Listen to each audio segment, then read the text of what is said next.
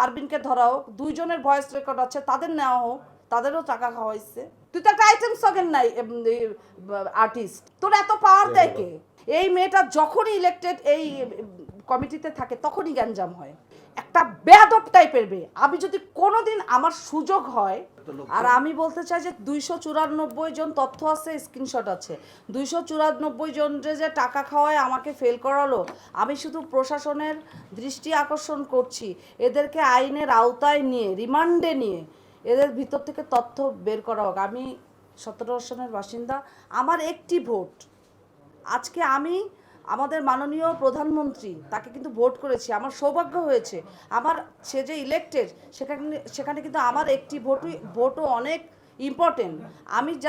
আমি কিচ্ছু চাই না, আমি ওই চেয়ার চাই না, আমি ওই চেয়ারটা চাই না। আমি শুধু একটি প্রশাসনের দৃষ্টি আকর্ষণ করছি, এই শিল্পী সমিতির নাম ভাঙিয়ে যারা শিল্পী সমিতিটাকে ইউজ করে যারা এটার মিসইউজ করছে তাদের খুঁজে বের করুন।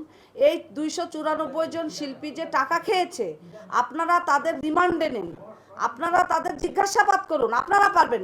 একটা দেশের ঊর্ধ্বতন কর্মকর্তারা সব পারে, খালি আমি জানতে চাই যে টাকাটা কেন, এত টাকা আমার পিছনে খরচ হয়েছে, এত কালো টাকা খরচ করে কেন আমাকে আজকে টাকার কাছে ফেল করতে হলো, এবং তাদের উদ্দেশ্য কি। আমি সত্য উন্মোচন করতে চাই। আমি চেয়ার চাই না, আমি কোনো চেয়ার চাই না, আমার চেয়ারের দরকার নেই। কিন্তু আমার সাথে যে অন্যায় হয়েছে, আজকে আমার সাথে হয়েছে, আমি আজকে প্রতিবাদ করে গেলাম, কিন্তু প্রশাসন কিছু করলো না। একটা শিল্পী সমিতি কিন্তু অনেক বড় একটা ব্যাপার, এখানে অনেক অনেক অনেক অনেক নামি দামি শিল্পীদের সৃষ্টি হয়েছে।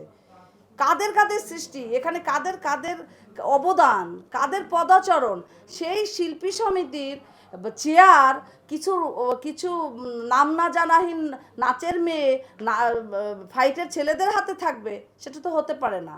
শুধু আমি এইটুক দৃষ্টি আকর্ষণ করছি মাননীয় প্রধানমন্ত্রী আমাদের তারেক রহমানের কাছে, এই যে 294 জন শিল্পীকে টাকার বিনিময়ে কিনে নিয়ে যে আমাকে ফেল করানো হয়েছে,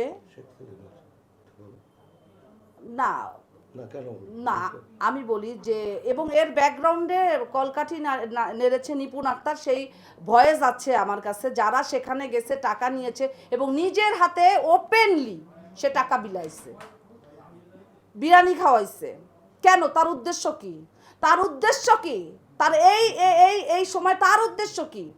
তো যারা টাকা নিয়েছে, 294 জন টাকা নিয়েছে, যারা টাকা, ওই যে 103 জন তার পালিত কুত্তাগুলি যে টাকা নিয়েছে, তার পালিত কুত্তা, আমি নাম বলি কারা কারা, তাদের ভাব তো, এই যে কুন্তা নামে একটা ছেলে আছে, কুন্তা, ওকে ধরা হোক, কুন্তাকে ধরা হোক। রতন আছে একটা ছেলে, হিজরা মনে হয় ছেলেটা, ওই ছেলেটাকে ধরা হোক। পারবিনকে ধরা হোক, পারবিনের ভয়েস রেকর্ডে এখানে পারবিন আছে, পারবিনকে ধরা হোক, দুইজনের ভয়েস রেকর্ড আছে তাদের নেওয়া হোক, তাদেরও টাকা খাওয়াইছে। হ্যাঁ, আর এসবের কর্মকাণ্ডে আর একজন এবারে ইলেক্টেড শিল্পী আছে কমিটিতে, একজন ইলেক্টেড শিল্পী আছে জেসমিন আক্তার, যে আন্ডারগ্রাউন্ডে কাজ করেছে, এবং আমার ইলেকশনে যত রকম হ্যারাসমেন্ট দরকার, মেন্টালি টর্চার দরকার, এমনকি আমার আমি শাড়ি পরেছি, আমার ব্যাকে এসে আমার সমস্ত শাড়ির সেফটি পিন পর্যন্ত সে খুলেছে, যাতে আমি হাঁটতে গেলে আমার চতুর্দিক দিকে শাড়ি খুলে যায়, এটাও সে করেছে। এবং মেন্টালি যত প্রকার হ্যারাসমেন্ট সে আমাকে করেছে, রাত্রে ফোন করে রাত 3টা-4টা পর্যন্ত সে আমাকে বারবার বলার চেষ্টা করেছে যে আবির অনেক টাকা খরচ করতেছে, তুমি টাকা খরচ করো। তাদের উদ্দেশ্য ছিল আমিও জানি টাকা খরচ করি, আমিও যেন টাকা। তাহলে জেসমিন আক্তার কিভাবে জানে যে আবির এত টাকা খরচ করতেছে? এটা জেসমিন আক্তার কিভাবে জানে? এই মেয়েটা যখনই ইলেক্টেড এই কমিটিতে থাকে তখনই গ্যাঞ্জাম হয়। এর আগে বিগত দিনে ভিডিওগুলি দেখেন, ইতিহাস নেন, তখনই গ্যাঞ্জাম হয়। এই মেয়েটা একটা অসভ্য টাইপের একটা মেয়ে, একটা অসভ্য মেয়ে, একটা বেয়াদব টাইপের মেয়ে। আমি যদি কোনোদিন আমার সুযোগ হয়, ওরে আইনের আশ্রয় এনে তুই কত টাকা নিপুণ আক্তারের কাছে পাস যে আমাদের মতো শিল্পীদের সাথে তুই টেক্কা লাগাতে আসিস? তোর কত সাহস, তোর কত বড় সাহস? তুই কি পরিচয় তুই এখানে আসছিস?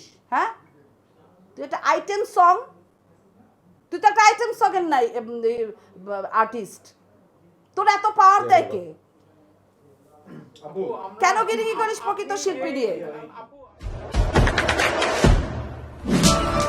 দেশে দেশে সবার সাথে দ্য নিউজ।